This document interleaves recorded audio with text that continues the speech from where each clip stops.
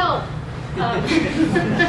So we reached out to him, and he agreed to come and talk to us about the state of church and state separation in Ohio. And please welcome State Representative Mike Foley and State Senator Mike Skindell.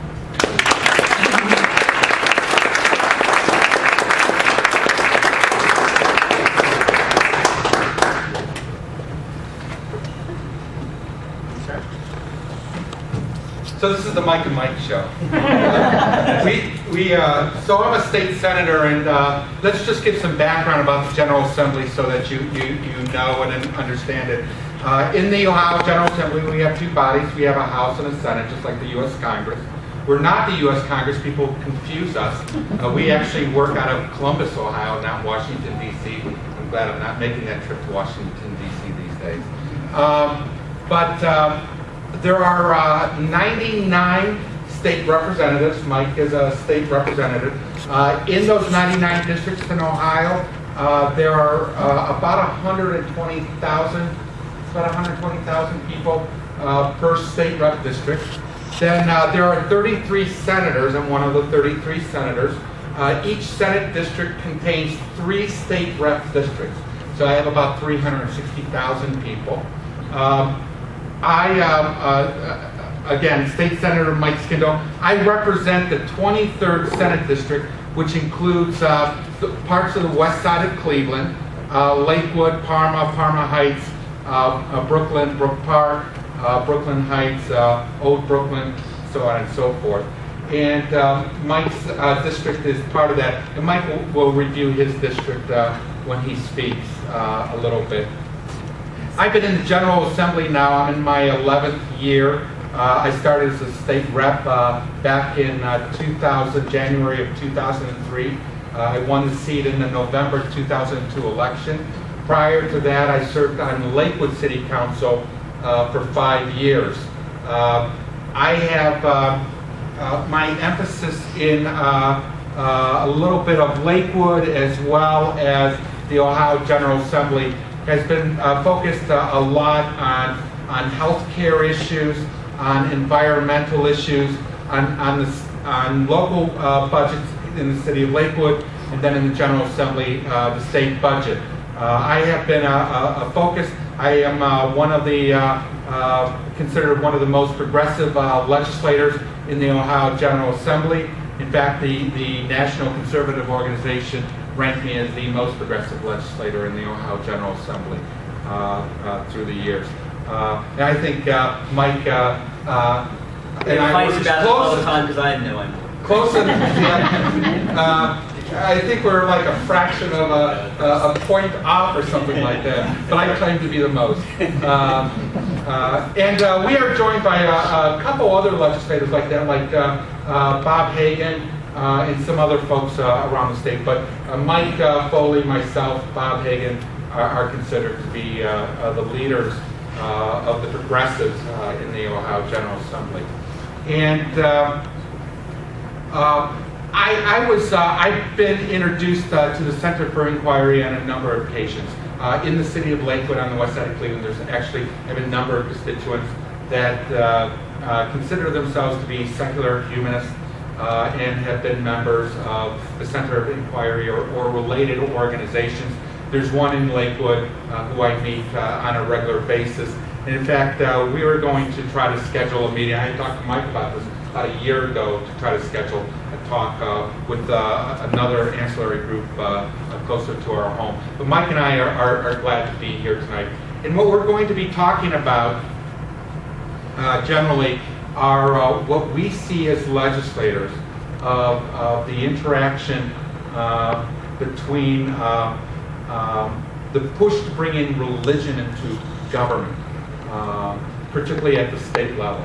And we see it at the most fundamental points of our procedure in the General Assembly. So we open up both in the House and the Senate with a prayer. There has been a battle over that prayer ever since I have been there. For the first several years of that prayer, you could not mention our Lord or Jesus because some folks of religious faith are not Christians. And so you should try not to focus on that. But what I have seen more, particularly in the last 3 or 4 years, is the heavy usage of the Christian faith being imposed upon people. And understand, we have folks in the General Assembly that have no faith, or sometimes we're classified as non-believers, or atheists, or neo-humanists.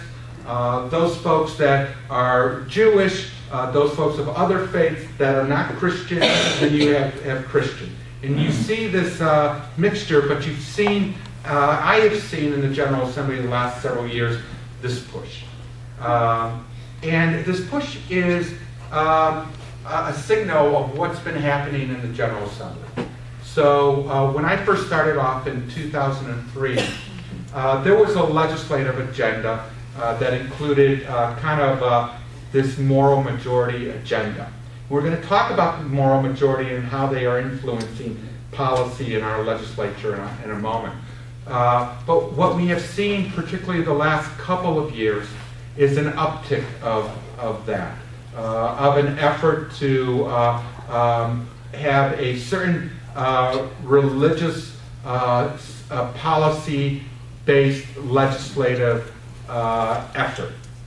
And what I want to say is that one of the guy who actually turned the phrase "the moral majority," his name was Paul Michael Weyrich. He passed away back in 2008, but he actually termed the phrase "moral majority." He was the person. He was a co-founder of several of the religious right think tanks, the Heritage Foundation. And also he was a co-founder of an organization called ALEC, which is the American Legislative Exchange Council. And ALEC, people hear of ALEC now because it is an organization that is primarily, on the board, is primarily made up of the largest corporations, is funded by the Koch brothers, and the 6 or 7 largest families, the Waltons, the Koch brothers, those 6 or 7 very large families that are trying to influence policy. But ALEC started and continues was started through the moral majority and continues to assert its policy with this funding. And what we see in ALEC is one, an attack on health care as a part of socialism and any thought about health care. What we've seen is these pushes on women's reproductive rights and the use of contraceptives, all stemming from this organization, ALEC, or many of its offsprings. We have seen ALEC's influence in education. So even at our State Board of Education, and folks should be watching and paying attention to what our State Board, there are several State Board members that prescribe to the only thought of creation and want to ensure that in our public schools that is a dominant teaching in our public schools. And I've seen this grow and build over the years, and now with this very large funding from these 6 or 7 families, the Koch brothers, the Waltons. If you're not familiar with the Walton, it's the Walmarts of the world and the Sam's Clubs. We're going to take questions in a little bit. But we've seen that develop very quickly. What I have tried to prescribe in my public career, let me say I am not an atheist. I was born and raised Catholic. I don't prescribe to. I've seen the failures of all institutionalized religious-based churches. I maintain faith personally, but what I believe as a public elected official is that our decision and behavior should be driven by reasoning and logic and reflective intellectual thought process. And that decisions that we make regarding many things can be based upon science. Some people try to just push science aside and they let their faith and their beliefs dominate them. I also believe strongly that as elected officials, we should be tolerant of everyone, those that are non-believers and those that are believers. And we should try to, it's one community, we're a plurality, we should bring everybody in that we possibly can. But when we are governing, we need to be governing for all. And I have a strong belief that we should do it in a way with principles and values and using logic and science. And that's how I have tried to deal with legislation and try to deal with my approach as a public servant. I just recently have had a couple of trips to Germany. I have some family over there that I've discovered, and what I found remarkable, my cousin who made her first trip to the United States came over in March. She and a fellow student of hers, they go to the University of Tübingen outside of Stuttgart. It's the oldest university in Europe. And what's amazing, it's a free university. Their tuition per year, they only have to pay about $100 a year. And they're studying law. And that's all their tuition is, just amazing. But what they were amazed when I showed them state government and took them around here in Ohio, they were amazed at the General Assembly because they sat in committees and they sat on the floor, how intertwined religious beliefs and religion is into our government. And they were saying that in Germany, there's a real effort to separate the two to ensure and that you would not go far and you would not be received well in the public if you were pursuing this religious-based agenda that we see here in the United States. And they were really, that was the biggest point that they observed, and it was really interesting. They were actually, we had a get-together with another cousin of hers, a cousin that is very strong in Catholic, very involved in Catholic Church. And that particular cousin tried to impose their views on my cousin from Germany and her friend. And it was, they found it very offensive. And when I traveled through Germany and I saw this separation, there's good things that come of that. I'm not saying that the religious texts, whether the Bible or the Quran or the Book of Mormon or whatever, don't have a basis to help us with morality. But all those books were developed in a pre-modern time. And a time in which there were different values and different beliefs. We have much greater population, and we have many different types of issues.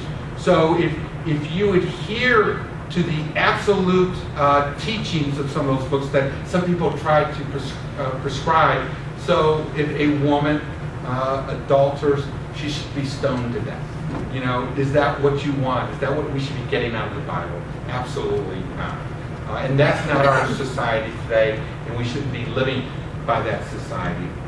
And that's why we should not be prescribing and forcing upon religion into government, into state education, we should try to do what our founding fathers tried to describe, is to have that separation of church and state. And I think there were some founding fathers that were extremely religious, some were not. And I think that group of folks that got together in those times to try to make that provision of separation of church and state. I think they were forward thinking, and that's something that we should try to follow. With that, since my voice is getting a little dry, I'll just turn it over to my good colleague, State Representative Mike Foley. Thank you, Michael. Mike said we speak kind of together often. He's my state senator, and I usually like to let him go first because he's my state senator. He's also much older and he needs to sit down after a little bit. No, he's not much older. But Michael is my good friend. Michael's been in the legislature, he said, for 11 years. I've been in the legislature for 7 years as a state rep, and frankly, I probably wouldn't be in the legislature but for Michael's assistance when I first ran. He was just invaluable in helping kind of help me run a campaign and get elected. And my first election, just kind of an interesting thing, was, I live in the West Park neighborhood of Cleveland. It's a very Democratic district. It's, like I said, I represent 120,000 people. A couple of little suburbs in the West Park neighborhood of Cleveland. I ran in a Democratic primary that was pretty contested, and I ended up winning the race by about 167 votes. But it took them like about 4 weeks to figure out whether I won or lost, because it was that terrible election that year in 2006 where the ballots were all messed up, and especially absentees were a total mess. So for 3.5 weeks, it looked like I'd actually lost the election. I kept looking at the computer and pushing that button, and it said my opponent was winning by 167 votes, and then they kind of did the final thing and won by 167 votes. And Michael was always the one who said, "Foley, you're going to win this thing. We worked the absentees so much harder than that other guy did," and I ended up winning. So I always thank Mike for that. The interesting thing in that election is I ran a Democratic primary in what is a working class, middle class neighborhoods of Cleveland, Brook Park, Carmel Heights, and it was kind of it's a solid Democratic, I think moderately progressive district. My opponent there, my main opponent, ran against me, put a piece out to the whole district that basically attacked me for supporting gay marriage.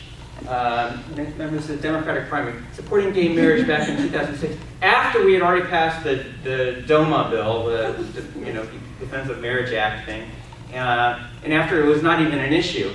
And I remember I was very proud of my district because at the time it looked like he was, I think the guy had some legs. He was, running hard. We were both working very hard. But at that point, this whole kind of community came around me and said, "This guy's a jerk." He really is a jerk. He's relying on kind of just, he's kind of, what he believed were kind of the sensibilities of the Irish Catholic community in my district, and he thought that would somehow play, and that people would, vote me out, and that he would, conform to the religious values of my Irish Catholic district. It totally backfired on the guy, and I was very proud, actually. I was very proud that, in this Irish Catholic kind of working class district on the west side of Cleveland, folks kind of, said, well, he still got a bunch of votes and he worked hard, but they also said no to that, and I was kind of proud of that. And it was also, to me, it was kind of a little bit of a learning point, is that, I got to tell you, I was a little bit scared. I'm an agnostic, atheist, something in the middle, where, I don't know how to describe myself, but I'm not a religious person. I was always scared to death that people would say, "Foley, what do you, look, my name is Mike Foley, Michael Patrick Foley. I'm an Irish Catholic." Maybe just people assumed I was Catholic, but for the most part, I just don't think they cared that much. So it was kind of funny. Most folks just didn't care whether I went to church, and I don't go to church, or whether my kids went to Catholic school, and they didn't go to Catholic school. In that neighborhood, and so it was kind of this moment that I was scared and nervous about kind of not being Catholic, or being in this Catholic community, not being very Catholic, and I don't want to say I got away with it, but but it was kind of because I didn't think I'd get away with it, but I don't think people cared that much, right? It wasn't kind of the foremost thing in their minds about whether I was religious or not religious. It was about what I could do, what they thought I could do in terms of helping being a decent organizer in the community and caring about economic issues, which, 2006 in west side of Cleveland, there's a ton of economic issues, and schools and healthcare and all those kind of things. So those are things I ran on and campaigned on, and they seem to resonate to some degree. I want to thank Mo because I did kind of email, at the beginning of this year, our General Assemblies are 2 years. They work on 2-year cycles. And at the beginning of this General Assembly in January, at least on the House side, I don't think this went over to the Senate's doing this, but there's this all-member email that went out. And it was a Democrat on it and a Republican on it. And it said, religion is under fire, Christianity is under fire, we need to have a caucus to just think about religious freedom and protecting kind of religious rights. And so, I've worked in this body for 7.5 years. There's certainly no dearth of kind of religiosity in the Ohio General Assembly. As Mike said, they do prayers at the beginning of every session. We've now got committee chairmen and women who are starting off committees. This is unheard of. They're actually starting off, our education committee or state and local government committee. They're starting these things off with prayers now. To suggest that there's some sort of, attack on religion just seemed outrageous. So I sent the email to, who did I send it to? I forget who I sent it to, but somehow, I listened to Point of Inquiry and the Center for Inquiries. I'm on their webpage and get their emails all the time. I listen to Skeptic's Guide to the Universe, and if you guys listen to that stuff on podcasts. But so I sent these emails out to folks, and then I ended up getting a call back from Mo, and a coming out email from folks. Hey, we'd love to, can we sit down and talk and explain what's going on at the General Assembly? So I appreciate Mo getting back to us. I think that Mike's right. I think there's been this uptick, this kind of ratcheting up of kind of very, especially conservative religious movements going on in the state. Certainly the Tea Party's got is part of it. This is, especially in southern Ohio, south of Columbus, I think is pretty prevalent, where the right-wing circles, conservative circles, religiosity and kind of right-wing Christianity are part and parcel of being a candidate, running for office, and how you speak to people in public. And it's pretty foreign, I think, to Mike and I. It's not stuff that we deal with very much up in Cleveland or probably many of our colleagues up in Northeast Ohio. But it's pretty part and parcel in many of the communities down in southern Ohio. And it's, and it's scary because I think that, there's an agenda associated with it, as Mike talked about, that in a lot of respects is going to, has some real deep policy implications, especially around education. The governor and the Republican leadership has really pushed kind of starting to privatize public education. And they're trying to increase vouchers and charter schools, which, especially with vouchers, there's a lot of vouchers going to Catholic schools and religious schools. Charter schools, there's a lot of charter schools that have kind of religious components to them, or kind of infiltrations with them. Some of the bills that have been introduced out of this religious caucus are opening up schools to religious organizations, allowing kids to, kind of do prayers at special times during the day, before, after, or during lunch hours of their daily lives in public school. And it's, the big thing for me, by the way, and outside of education, is it's just kind of, this lack of, it's just this thought that, science is look, God will take care of us, right? That we don't need to worry, about kind of how things are going to end up with the planet, with climate, with kind of environmental matters. That God is there and will somehow make things okay at the end of the day. And if things aren't okay, well, that was part of God's plan. Right? And there's some legislators who have this belief. I think there's people have that belief, but I think it's infiltrating back into some of the legislative thought of some of our members. I've got a friend who I grew up with in Dayton, Ohio. I grew up in Dayton, Ohio. who our families were good friends. We used to take actually vacations together when we were kids. He's a far right wing Republican now. And so we have these kind of discussions back and forth, and it's almost like I can just hear this in his kind of, when we argue back and forth, and we do. And it's like, look, Foley, climate issues are not an issue. If it's meant to be, it's meant to be, or, that, God would not allow somehow for the planet to self-destruct or for us to destroy it. It's just kind of this, it really is this worrisome kind of element, I think, of the strain within kind of the far right. And it's stuff that I think we have to push back on as hard and as strong as possible. And Mike's right, we've got some members who do that. I mean, we've got a good group of what I would say are progressive legislators who work as hard as possible to kind of fight back on some of this stuff. The problem is we're deep in the minority. I know this is not a political organization, but my sense is that there's probably a lot of Democrats in the group, right? Just so you know, the General Assembly, as Mike said, is 99 members of the House. There's 60 Republicans and 39 Democrats. And in the Senate, it is 23 Republicans and 10 Democrats. So Democrats are pretty deep in the minority. And it doesn't mean that we can't move the needle back. We've done it in the past, and hopefully with the kind of overreach, I believe, the severe overreach that Republicans have engaged in over the last couple of years, that we will be able to do that.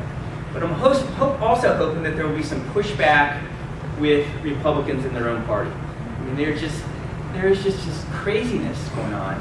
I don't even know how to describe it in many respects, what's going on in their caucus or their party right now. And I'm hoping that kind of the moderates, the more reasonable folks, will push back a little bit. Medicaid expansion, I think, is one kind of thing that we just have been going through and fighting through. And it's been pretty telling in terms of what's going on with the Republican Party. Medicaid expansion is expanding the Medicaid program in the state. It's funded by the federal government for the most part. Lots of right-wing Republicans see it as socialism, as Mike talked about. And even though it's health care for working people for the most part, you aren't part of the expanded population unless you're working. It's like people working at Target and Walmart and low-wage jobs for the most part. That's what we're helping to fund. But there was a severe split within the Republican Party over this, and there were some moderate Republicans who I think are just fed up, angry about it, because they saw that economically Medicaid made sense, and they lost within the House and the Senate. And the crazy right wing won. The governor, did this on his own basically because he understood what was going on. He needed the money, and I'm a fan of John Kasich on this part, but not on much else.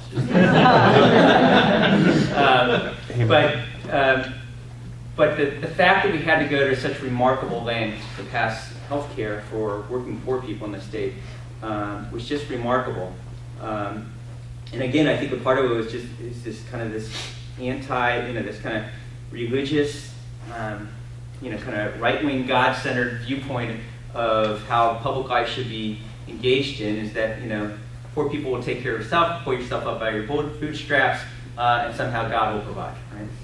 And I think that's and I think that there's a severe split within the Republican caucus. I'm hoping some more of the smarter, moderate minds will kind of prevail at some point in the future. I'm hoping that our party will prevail more.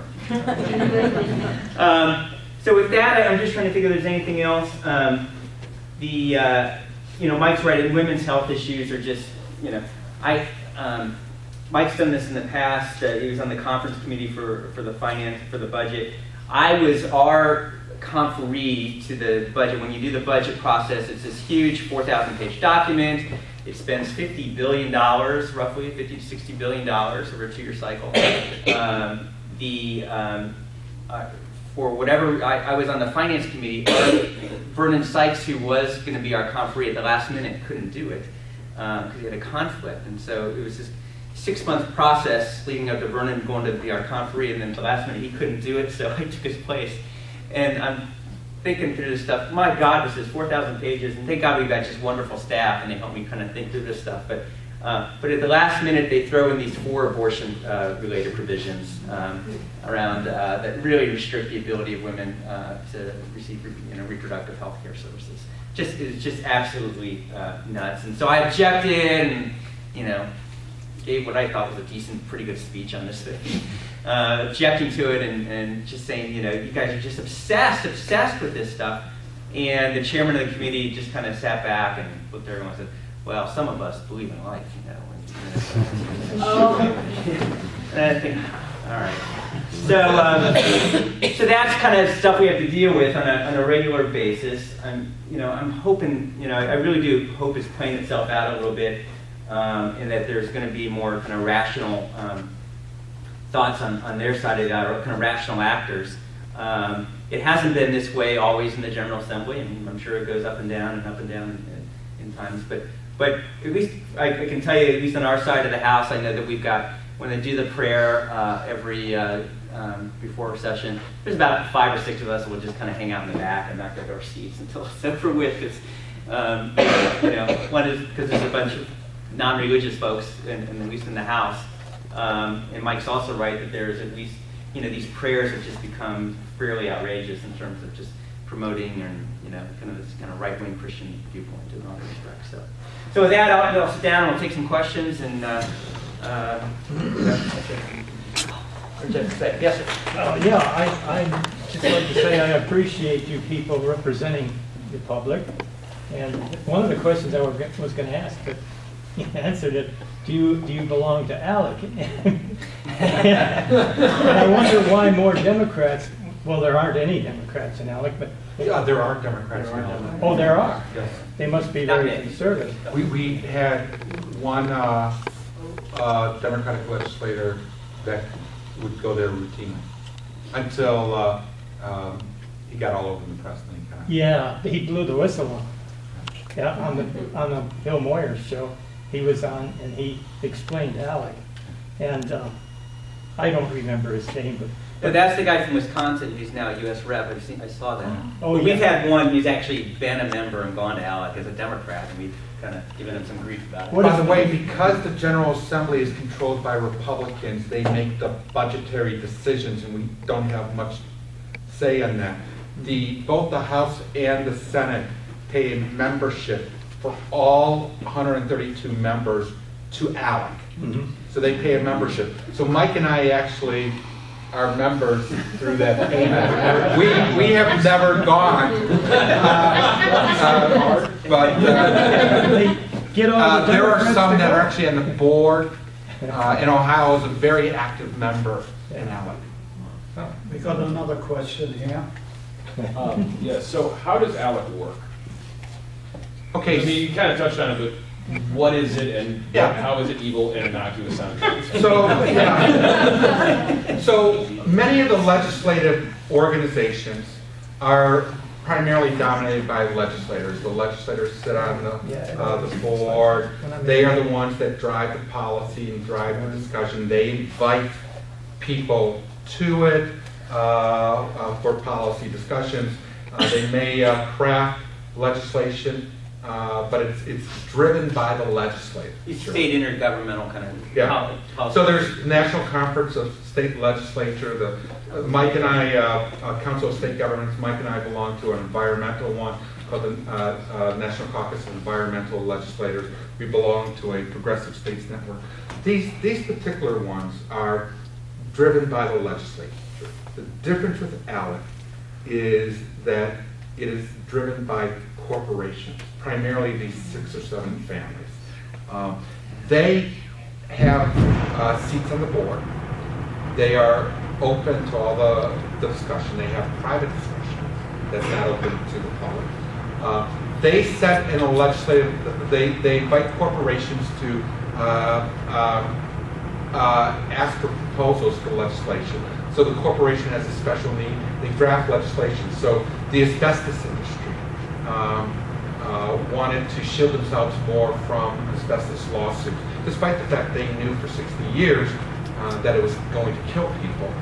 The asbestos industry. So they spent a lot of money at ALEC to develop legislation And then from that model legislation, legislators would take that to various states to get it enacted. And Ohio has been a testing ground for ALEC. Now, ALEC was set up, again, one of the co-founders was this Way Rich, who turned the coin moral majority and was one of the Christian leaders in politics. And it has a lot of religious-based impact. Because a lot of these folks have a religious agenda, and they bring so the abortion bills developed by ALEC that you've heard all over the United States, the Planned Parenthood stuff, the defunding of Planned Parenthood, so on and so forth, all brought forward by ALEC. It's a great question because people need to know. So they basically make bills that are like insert state name here, Right. insert date Model legislation. Yeah, okay, Right. so it's like NAIC that you put. Right. Okay. Randy had his hand up. Well, I'm going to say something very short because the senator actually, I've followed ALEC quite closely. And I was just going to echo basically, I wasn't sure if you can mention. What ALEC does, as he pointed out, is that largely they write model legislation, and then the legislators who are members of ALEC take it back to their state legislatures and introduce it. And you wouldn't know unless you actually do some investigation of your own that what they're introducing was a bill not written by them, but written by this organization that is corporately controlled for the most part. And some of the other legislation that they have written is a lot of the charter school bills that have been introduced in state legislatures have actually been written by ALEC, not by the legislators who actually introduced them. Some of the academic freedom bills, which are a way to try to sneak religion into the schools, have been written by ALEC. If you actually compare the bills from one state to another, what you find what's odd is that they're all essentially identical, and it makes you start to think, what's going on? Well, it's because the legislators who are introducing them aren't writing those bills. So it deals with charter schools, it deals with abortion or all the reproductive issues. It deals with civil law, so trespass law, so who you can sue, the so-called tort reform, that all benefits corporations and these corporations. And by the way, these corporations spend a lot of money on it, so when these legislators go to these conferences, they stay at really nice places, go out golfing, have really, really nice dinners. I think one of the other members that you were, he talked about the Walton and the Koch brothers, who were two of the largest funders of it, but I can't remember her name, but the woman who is who inherited the Amway first. The Amway. Yeah. DeVos. Cola was part of it, they just pulled out of it. I think she's involved. DeVos. as well. Yeah, the Amway Yes, folks DeVos. up in Michigan, yeah. Okay, we got this. Yeah. Real quick, as a follow-up, are you ever not privy to where the source of the wording comes from? Do you know it's an ALEC, or is it so insulated that you don't really know where the source is? So ALEC has tried to do this in secret and confidence, but people have gotten in there and exposed a lot of this. Now, I found out that there was this trespass law bill that came up to the Senate, and I didn't like it. I'm an attorney. I saw the failures in it, and I found out that it was an ALEC model bill. So I started speaking on the floor of the Ohio Senate. The Senate president gavelled me out of order, saying the fact that I was exposing that this was an ALEC bill and what ALEC does was not an appropriate part of the discussion of the legislation. And he gavelled me out of order. How did you find out it was an ALEC? Well, let me tell you, this particular bill was brought forward by Senator Bill Seitz, who sits on the board of ALEC, and he's very proud that he sits on ALEC. He thinks ALEC does great things, and he has no shame in saying that it's an ALEC bill, that they worked really hard on it, and this whole group of legislators came up with it. Let me tell you, the other legislators that belong to ALEC there are not forthcoming as this one particular senator. Yeah, so, can I just add on real quick? So, I mean, when we have ideas for legislation, we get them from all over the place. In fact, if someone's got a good idea tonight, we can sit down and draft a piece of legislation with our Legislative Service Commission, and very smart. They help us draft language. But the stuff with ALEC is right. This is corporation dominated. Mike talked about some of the areas they're working in. The big thing, and sometimes they, ALEC themselves will start talking about, here's an issue we're working on. So one of the things that we heard last year was that they really want to go after, they're looking at states like Ohio, Michigan, and one other state, about our renewable portfolio standard in terms of energy production. So Ohio, by the year 2025, has to have 25% of its energy developed by renewable and alternative sources. The coal companies, the power companies hate these things because it increases renewable and alternative energy sources. ALEC, they funded basically a section of ALEC just to go, start writing legislation to get rid of these things, and to, and also they're funding kind of campaigns on this stuff. So Ohio is now one of the test cases, or will be one of the test cases, and they've already started. They've got legislation. In fact, Bill Seitz is a piece of legislation. We've got a piece in the House now to try to get rid of these RPS standards, renewable portfolios. And it is precisely the ALEC model of legislation that they decided. Yeah, it's pretty simple. Yeah. Okay. Back to, you mentioned vouchers. That's a pet peeve area of mine. Can you tell us a little bit more about how it's regulated? What impact does it have in our state, say some percentage or something like that? Who decides how these funds are managed? Because you're taking taxpayer dollars, and in my opinion, go all too often to support institutions that are based on religion. And it's a real burr under my saddle, and has been for a long time. Can you tell us a little bit more about how this works? Who runs it? So the State Who makes Department, the decision to who gets what? the State Department of Education runs the program. It was, vouchers started in Milwaukee, I think, back in the late 80s, early 90s, came to Cleveland.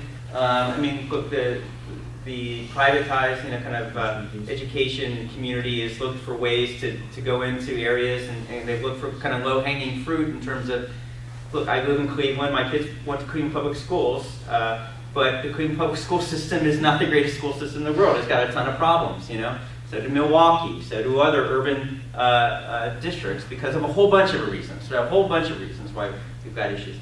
But If you take the money away, that might be one of the reasons. well, of course it is, right? So there's been a systematic approach of defunding public education, especially urban districts. Cleveland lost $60 million in the last 2 years from the state. We had to pass our own levy just to get more kind of basic operating funds and not lay off another 500 teachers that was going to happen. And so it's a strategy. It's a strategy by kind of a national strategy, and it's a long-term strategy that's been in place for a while to kind of privatize public education, diminish the amount of dollars and resources going into the public education system, and putting them into private, both charter schools is one section of it, and vouchers are another. And this last budget, I'm going to tell you, we just increased another set of vouchers. We increased, I think, by 60,000 new vouchers. We're increasing in the state of Ohio, right? And it's really disturbing. And I got to tell you, so in the midst of a whole bunch of bad things that happened in this budget, education funding was really significant. Urban, especially public school systems, were flat funded, except they went down a little bit. They weren't flat funded, they actually went down a little bit when you factored in the increase in charters and the increase of vouchers that took place. So it's a strategy on the political right, and it's a national strategy to basically privatize education, public education, and take advantage of where they can, where they see kind of the low-hanging fruit or the kind of worst school systems. Yeah, let me add to that. So there's a couple of things that you have to understand. First, vouchers. Voucher was the first attempt to privatize the public school system. And what vouchers did, as it started in Ohio, was to provide transfer money from the public school system to other existing private schools, primarily religious-based, whether Jewish, Lutheran, Catholic. And that developed. And what we found out with vouchers, it allowed the Catholic schools to survive, but the people, it wasn't educating a new population of students, students that were in troubled schools or anything, as it was sold for. What it was just doing was providing it so that these schools could remain open and functioning. So those schools became reliant upon now these public dollars, these voucher dollars. The state then expanded to charter schools. And charter schools, many of the students will get money through a transfer of the levy dollars at your school district. So a charter school would open, whether a nonprofit or we used to have for-profit charter schools. Now they're supposed to be nonprofit. I don't know if they switched that. Strickland made it nonprofit. But You have to have a nonprofit Nonprofit board. authorizer. Yeah, a nonprofit authorizer. Yeah, but and the individual hails from Akron who expanded these charter schools, David Brennan. And he has been made multi-millionaire from this, and he has funded a significant amount of the Republican Party coffers, political coffers, significant amount. And it keeps on growing. And now Alec's in this because they want to expand this not only in states that have had these programs, but to other states, and well, it's just make them larger in all states, and basically undermine the public school systems altogether. We also have something else in Ohio that most Ohioans are not aware of. Not only do we provide schools money through vouchers and charters, but we have in Ohio funded at hundreds of millions of dollars what's called an auxiliary line item. It's 2 line items in the budget, and it has existed long before vouchers and charters.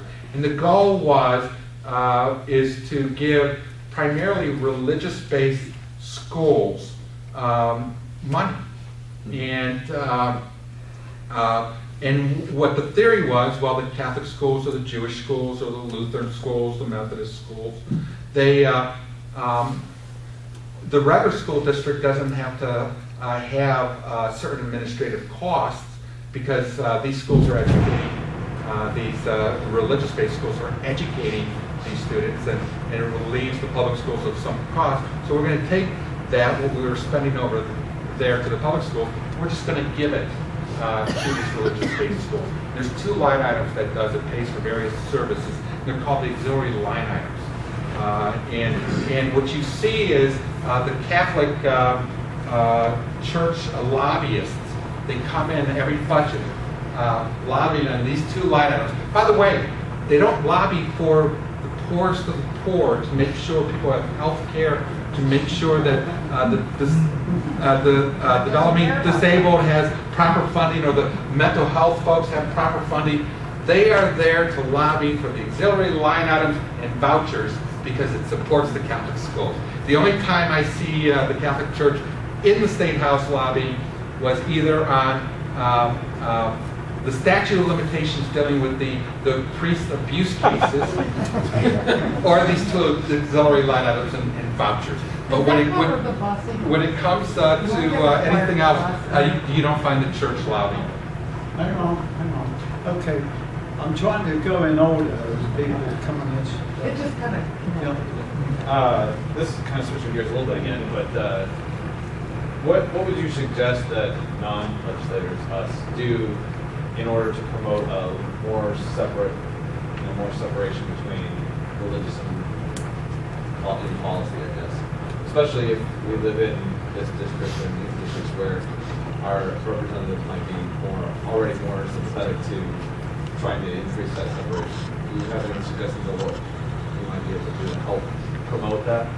Yeah, I think there's some reps up here, by the way, who don't get it, who are, Fair enough. yeah, who could hear your voices. And look, I think that, so, look, I'm, whatever I am, agnostic, atheist, whatever. People don't like to talk about it, they're nervous about it, they're scared a little bit, they're, oh my God, there comes the, someone who doesn't believe in God and this kind of cultural thing that I've always grown up with. Not that I totally, believe in everything I've been taught by my church, but it makes me nervous, right? I think part of it is sitting down and saying, look, hey, FYI, you need to know that you represent some folks who aren't religiously motivated or have a religious belief and that are more secular. And it's sitting down with someone every once in a while and just saying, I hope, I hear that there's kind of some legislation out there that deals with just this kind of quote unquote religious freedoms and whatever it is. I want you to know that I think that's kind of silly and outdated, and that you represent me also. I'm not the boogeyman. I'm not, I'm actually a nice guy, and want to go out and get a beer or get a coffee with us. I'm more than willing to do that too. I think kind of mystifying what people perceive as kind of the secular community, I think is a smart thing to do. Because it's just not something we deal with on a regular basis as legislators. Let me, if I could take a bite of that apple also. Mike mentioned earlier that maybe a number of folks here are Democrats. I'm not going to assume that thing, because my belief is folks that are secular humanists tend to be frustrated with both parties. And some may be associated with the Republican Party, you probably see a little bit larger amount of the Democratic Party, but also independents and Green Party or some other parties like that.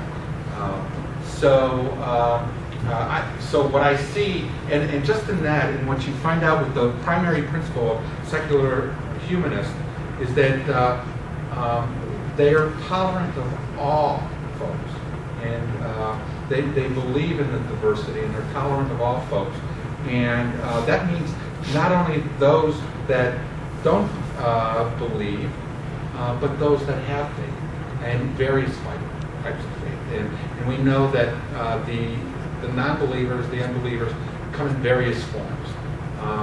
Now, with that, a primary principle, it's very important to try to sit down with your legislator, try to call them up, have a cup of coffee. I know if somebody, and it has happened with folks associated with the Center for Inquiry, they've called me up. I've sat down at Panera Bread in Lakewood and sat down with folks and chatted. But even in this area, who's the state senator? Is it Frank LaRose out here? Yeah. So some of you. So let me tell you, Frank is an interesting. I think he's an engaging guy. You'll sit down and chat with him, and you should talk to him. And understand what has happened here nationally. Back in the late 60s and 70s, there was a strong movement in government to become more secular. And it was the Reagan Revolution that turned the clock on. But through the 60s and the 70s, it became more and more secular, and there was a reverse. And now people probably think that a secular humanist is the book. They're afraid of that. And should not be at all. And what you want to show is that somebody who is a secular humanist has the values and strong moral values of any other person, because it's the secular humanist. And actually, this is how all I am Catholic. I think the folks that touched me most in the Catholic Church were those folks that were talking about the social justice, the economic opportunities for all. When I was growing up, I didn't hear all these other radical religious, I just don't recall it. And I think it was probably at the time, and also the people touching me, and I had this belief, again, about social justice. And that's what secular humanism, the values of secular humanism is about. It's about tolerance for all. It's about social justice, making sure people have economic opportunity. Secular humanists tend to have a strong value in environmentalism, things like that. And you want to talk about that we all should be looking out for each other, and that's what we're here for. Okay, we've got quite a few people who are waiting to make a statement. This lady here. Hi. We've touched on a lot of different things. One thing comes to mind is that for about 175 years we didn't have under God in the Pledge of Allegiance. So that's roughly 60 years ago that came into being. And then there's been this cycling that you mentioned in the 60s and 70s towards secular values in government and back the other way. So the pendulum is swinging. My question is this. What do you think is the root cause or causes of the struggle we're having today? Is it, for example, the death throes of religion? Are there moneyed interests behind it that have nothing to do with religion but are using religion for their other purposes, or some other cause, or multiple causes? but I'd like to know what you think is behind this, because it just seems ridiculous from my perspective, and I'm curious. So look, I think there's a little bit of both, and there's probably, I don't think there's any one single reason. The polls, the polls are correct. The nons now are kind of inching up in terms of, non-believers are, inching up in terms of, how they portray themselves or identify themselves in public society. I think that scares folks who are religious and who are very, have faith as kind of this ingrained, kind of value within themselves. I do think that there's people who, look, there's self-interest with folks with wealth and interest in a lot of other things who are taking advantage of it, right? Who probably, I don't know if David Brennan believes in God, but he certainly is going to take advantage of, trying to privatize education so he can get more dollars for his e-schools, his online schools. And that means that, you've got kind of more religious people saying, let's get rid of the public schools to some degree. I think there's kind of a bunch of, players in this.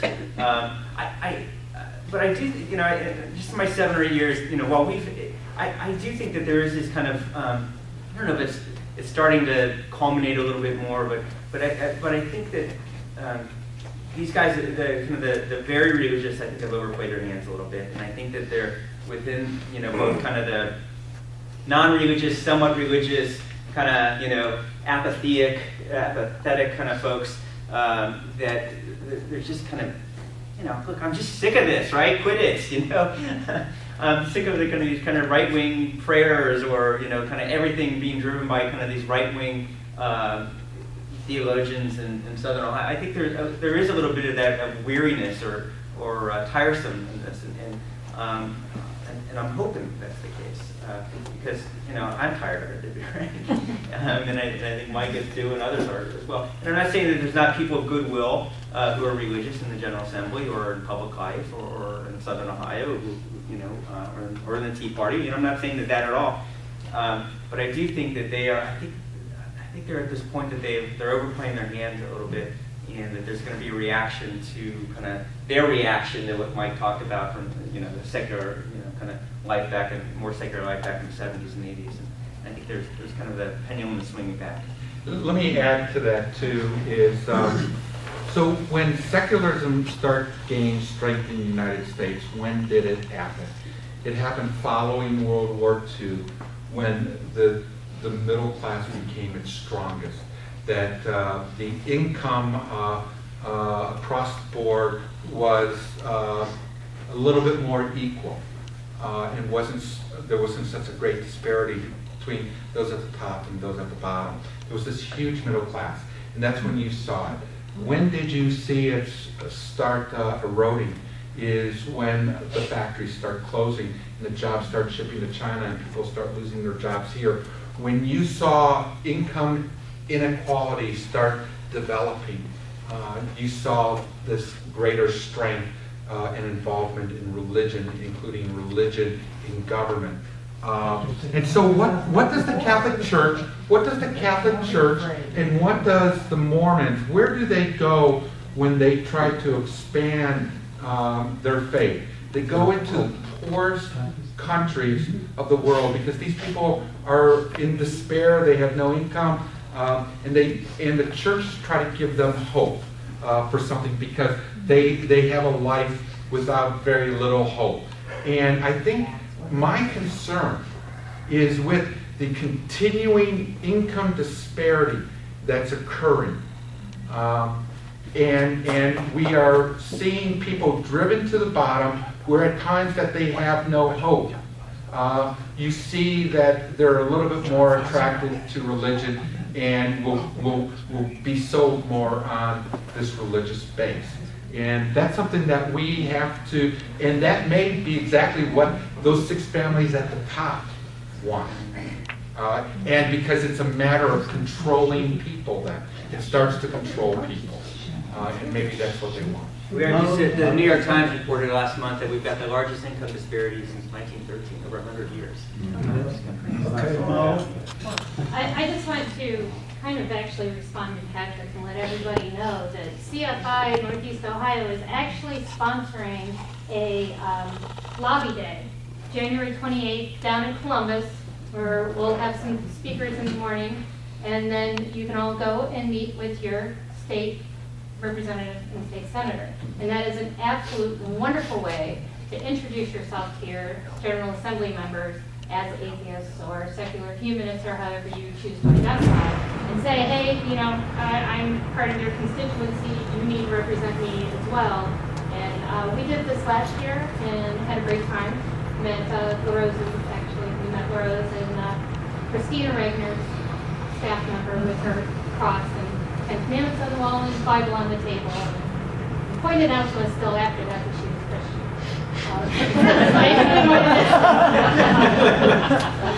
What would be great on that day, so they say the prayer in the House and the Senate, it would be great that day if we could get somebody in the House and the Senate to say the prayer. But like the one in Arizona where the representative opened up the session in a secular kind of statement, instead of the regular prayer, it was a secular statement. But that would be great that day. We could try to... Let us know when you're doing it. Well, you know what you're doing, I think you offered to speak, so. Oh, good. All right. That's what I do.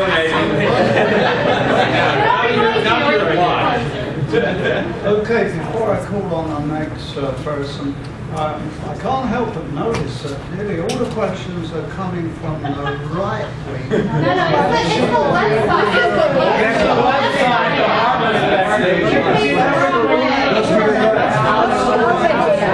Okay, you've got Brandy, and then that gentleman there, and then somebody over here. Yeah, I'm trying to make it fair so everybody gets at least one chance to speak. All right, 2 quick Brandy. comments and then 2 questions that I'd like you to address. First of all, you were talking earlier about privatization. For those of you who may be interested, if you want to find out a great deal more about that whole privatization thing, it's an issue, having been an educator for the last 21 years, I'm very much concerned about. I would advise all of you to read a book that just recently came out by Diane Ravitch, who is an educational historian expert, called Reign of Error. And she goes into great detail about what's happening in this country in terms of the effort nationwide to basically dismantle our public education system and privatize it. You should read it. It's a real eye-opener. Also, you were talking about the question was asked about this, why are we having this problem here? For those of you who also might be interested, including our 2 guests, I would recommend that you read an article, a piece by Phil Zuckerman and Gregory Paul on the EDGE website called Why the Gods Are Not Winning, in which they propose what's called the secularization hypothesis, and they compare Western Europe to the United States. Western Europe are all democracies like us that are based largely on at least some form of capitalism like us, yet they are much more secularized. Why? There's a very good reason for it. They have a private. I won't go into it, but I would recommend that you look at that. My 2 questions are this: one on education, the other one sort of on religion. First of all, I'd like for the 2 of you, if you could, to give us your thoughts about what's happening with 2 bills that were recently introduced. House Bill 304, I think it is, and I don't know if the other one's 303 or 305. They're complementary bills. You kind of alluded to them, Mike, in your talk, without identifying the bills, but you could maybe elaborate on those a little more. I know they're very early stages of just introduced. But my other question is this: have you seen any effort in Ohio to introduce legislation called parent trigger laws? Oh, yeah. Is that happening here? Yeah. Is there a bill in the House? or the We've Senate? we are adopted it in the state of Ohio. Yeah. Through Franklin County. Well, they tried to call it in. Parent-teacher laws are another part of that privatization effort. So, yeah, it basically, if you've got a performing school in a district, then you get 50% or some X amount of parents to sign a petition, then you can basically privatize the school or charterize it, I think, or something. That or The Koch brothers you can spent fire part of as the part of the, campaign. you can fire the principal or the staff. You can have Yeah, them fired. right. So that was actually it was a kind of a test case in Franklin County, put in the legislation a couple years ago.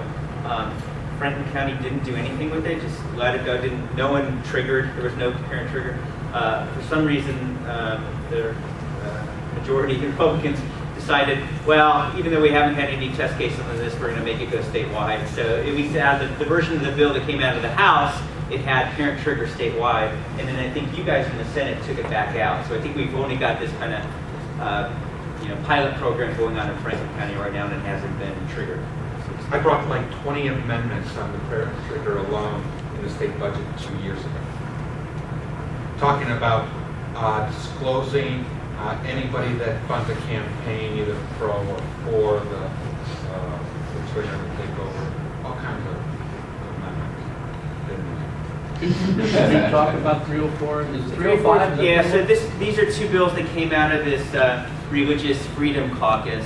I think it's Representative Bill Hayes, who's I'm not sure where his district is, Southern Ohio. And basically, it's this kind of kind of rationing away public schools as kind of secular institutions, basically allowing prayer groups to meet in school facilities, I think before and after school, and what the other one does. Do you remember, Mo? Yeah, the one does basically gives religious groups any access to anything that secular groups get at all. That was 303. And right, which yeah. And 304 was the they cannot be penalized for voicing their religion in their homework. Okay. So saying God did it is perfectly acceptable, apparently. Can't walk on God. Yeah. Depends on who your teacher is right here. And we're still waiting for the third shoe to drop. Yeah, there's a third bill that they've talked about also. And so these things were just introduced last week. What happens is, just so you know, so when legislators introduce legislation, usually typically a week or two ahead of time, they will send out co-sponsor requests and say, hey, here's the idea what my bill is, would you like to sign on? And at least for I think when I got the co-sponsor requests, it was when I sent those things out to you. And then they finally got bill numbers, I think last week, right? So he finally dropped them and introduced the bills, the legislation. Now, are those replacing 171? I'm sorry, I know, sorry. Well, before I call on the next speaker there, as chair, I'd like to say something myself. Put it right. I've lived here since the 50s, but I do keep in touch with some relations I have in the UK. And I've got a cousin whose son is making a career of education. He used to be the superintendent of the Thames Valley. Matter of fact, he left it and turned a knighthood down to go into private practice. And what he's been doing over there has been buying up private schools, and has been very successful. But over there, the motive for it is strictly for making money. There's no religious element in it like we see here. Of course, that's only natural because there's only 12 million people out of 60 million people in the UK that consider themselves and go to church.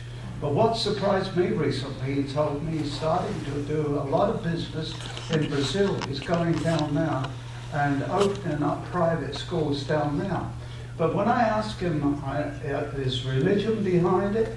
He surprised me. He said, no. He said, it's just the wealthy people that want a private school. And with his expertise, that's what he's doing for a living. And I thought, when you compare it here, we believe, and I think we're right in believing that religion is behind most of these private schools, but in places like that it isn't. And the only thing I can think of is because they're very irreligious in Europe. And even it surprised me in Brazil, which is the country that has most Catholics in it. The reason why religion is behind it, I think, in the United States, not so much that these owners and operators are actually that religious, but they use this religious component to get people into their school, to attract certain folks into the school.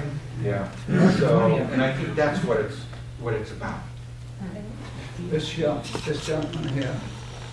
So you were correct in one of your assertions. You said not everybody is a Democrat in this room. But I think secular humanists, even if they're not Democrats, we dislike the Republicans and we dislike the Democrats less. What I was going to say was one thing you should remember is Pat Roberts. Could I inquire? You don't need to answer it. Do you consider yourself independent or libertarian?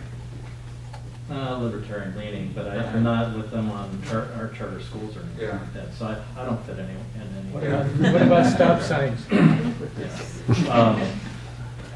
The Pat Robertson was quoted as saying he's working for nothing less than the destruction of American public education. So that gives you. So I'm just wondering what do the Republicans say when, like right now, there was just a couple articles in the Beacon about Brennan schools, abject failures, malfeasance, and yet they're allowing them to close and open up on another name, Right. same school. Yes. What possible rationale can we have here that allows that to continue? Yeah, there's none, and they don't respond. So it's not. Look, I think in the back of the minds and the front of the minds, they know they've got a problem because the Brennan schools are terrible. There's this Ohio Virtual Academy schools. They've got like 16,000 students in the state of Ohio, abject failures. The Brennan schools got 12,000 kids in their schools. The Hope Academies, they're terrible, right? And we've been, I'm going to say, Democrats have been beating the drum on this. These things are rotten. They stink. They're unaccountable. There's no accountability standards or measures that apply to these guys, it seems like. They fail. They open up under a new name with the same teacher, same principal, same board of directors, right? But this, I got to tell you, this is part of the Republican Party brought this kind of the charter school movement into Ohio. And I think that they're loath right now to admit that they've screwed up or that what they've brought to us hasn't worked. And so I'm telling you, we bring amendment after amendment after amendment saying there should be transparency, there should be accountability, there should be, if a school closes, it shouldn't open up with the same, people involved in it. These virtual schools just stink and we shouldn't even have them, This system that we have in terms of charter schools is just crazy. I've been on these national calls now with a bunch of other states. Our system in Ohio is just so convoluted compared to other states. So if you want to open up a charter school in, New York or New Mexico or Illinois, you've got to go to the local school district and apply through the local school district. We have these things, these authorizers, these quote-unquote nonprofit authorizers that, all you need to do is basically, if you've got some money and you've got basically, you can check out a couple boxes, you can get authorized to open up a charter school. And so in Cleveland, we've got, I forget how many charter schools we've got, 90% of them are failing, right? And they're all authorized by groups outside of the city of Cleveland or outside outside even Cuyahoga County. It's just this crazy convoluted system. And Republicans, being very political here, the Republican Party, which has kind of brought this idea to Ohio, is loath to do anything that to say that basically, well, maybe we screwed up here, we didn't do it right. The libertarians call, they call this, they say, well, it ought to be privatized when it's free enterprise. This is not free enterprise, it's crony capitalism. Free enterprise is where you're sending your kid to a Catholic school and you're paying for it and you're worried about how you're spending your dollars. We're taking public, you're not even taking the parent that's sending it, is not spending any money. That's why these things are Crony Castle. That's right. Okay, we're running short of time here. We've got this gentleman here and then. Thank you,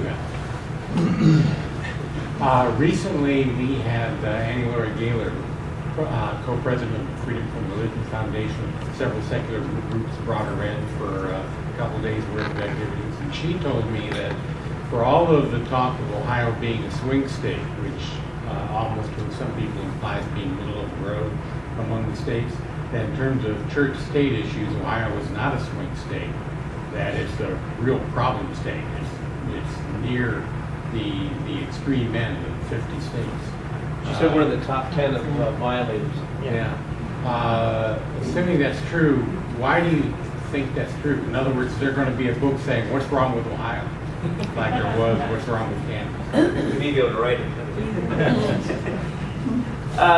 Yeah, look, and Ohio is divided. I mean, there's, look, we're both from Cleveland, and we interact with a lot of other legislators throughout this, the state down in Columbus, and I think that to some degree they see Cleveland as this, it's its own separate little republic up here. That you guys are a bunch of liberals, and the others, right? You're not part of kind of the Bible Belt of Southern Ohio, and I think there is some truth to that. To be honest with you, there is a difference in kind of the culture of folks up here versus down there. We just don't have to deal with a lot of the stuff they do. I've got a friend who's a state rep in Cincinnati, Republican, and my sense is the guy's he's a pretty reasonable guy. He's thoughtful, very smart. He's got, I saw someone say, he's got, he'll be primaried on his political rights if he doesn't toe the line, and he's been primaried a couple of times, and he just hates it because his family gets, gets terrible literature, this guy doesn't believe in, whatever the issue of the day is, he's a socialist, the guy's a very conservative guy. So I think there is a difference in just kind of the culture in Southern Ohio and where we're from. And I think that it's pretty stark. You might want to explain primary for those that aren't lost. So we have a system where we have you're a Democratic candidate, Republican candidate. In order to become the Democratic candidate, you have to go through a primary. And a lot of these guys are scared of being primaried, meaning have someone run against them from within their party from the far right. They've had it happen, and I think some of it, these Republican primaries tend to be very, very, very nasty. Okay. Would you agree with that, Mike? Well, just a quick comment. To my knowledge, I just want to, on behalf of everybody in the room, I want to thank you both for coming to talk to us. To my knowledge, first time in Ohio, at least, that two state-level sitting politicians have come to speak with a group that explicitly labels itself as secular humanists. So, thank you very much. We're trying to bring more next time. And we authorize it to be put on the web, too. I'd like to make a short quick comment. question, too. Alan, I had a good question for you and Monette, really. Are we going to have a couple of minutes for kind of meet and greet, or are we going to take questions right till quarter till? Well, we'll take questions right up until a quarter till, and also we'll have a recap nightcap at Beef O'Brady's for anybody who wants to go. I'm not necessarily certain these two will be. Yeah. All right. We were talking about education and charter schools. Oh wait, no, sorry. I had to wait for my last point. Yes. Some of us don't live in nice districts like those, where you would be my state representative. Mine has big glasses and bangs at the gavel. Bill Bachelor. Oh, you poor soul. That is perks with the money, but beyond that. I was 6 years old when Bill Bachelor became my state rep. I grew up in Brunswick. So I was 6 years old. He was there when the dinosaurs were around, is what I understand. Is it worth reaching out to a guy like him or Larry Oboff, or just, Like, as somebody who's. First, a sucker- Bill Batchelder won't sit down with you, most likely. Larry may actually sit down with you. Really? Yeah. You'd have to catch Bill and his wife over on the Montana ranch that they have. And Bill Batchelder's termed out, so he's, Oh, is he done after? yeah, he'll be done after this time, so I think it's good for a candidate. They're not gonna write a Batchelder amendment? I have not run, no. I don't want to sell. Okay, we're to go. Yeah, I just want to make two real short sentences. In order to have freedom of religion, you have to have separation of state and religion. Because if you don't, you're not going to have, you won't have freedom of religion because you know why. But the other statement I'd like to say is that if you try to privatize schools because you're going to fight socialism, that's crazy because the money comes from the same place, which is socialism, taxes. So if you're going to fight socialism by privatizing schools in the minds of these idiots, it's still socialism. Don't you see? Because people are paying taxes in order to send people to school. Can I just comment real quick? So there was a quote a couple years ago. It was a senator who's now the juvenile court judge. Gil. No, Christ, he's gonna write in the senator. Anyway, there was a senator from Narrowed it down. Yeah, I remember this. It was kind of the block out of the PD article. I'm saying, I will not let my children grow up in a socialist America. And I'm thinking, this guy's got a public fund. I mean, the taxpayers to go down to Columbus, or he drives on a public road. Yeah. His kids went to public university because they went to Ohio State University. Yeah. It's just kind of silliness that gets people engaged in every once in a while. By the way, your house is protected by public fire, Yeah. public police, Another street. Oh, by the way, you get that water, if you don't have a well on your property, you're getting it from a public water source. Oh, no. Oh, the public library. Why we're here tonight. More flood insurance. But it's I had a quick question about No, the. well, I'm sorry. Because we've got to let, people speak who have not spoken, so, and we can take two more questions. This lady, young lady here, and this young lady there, and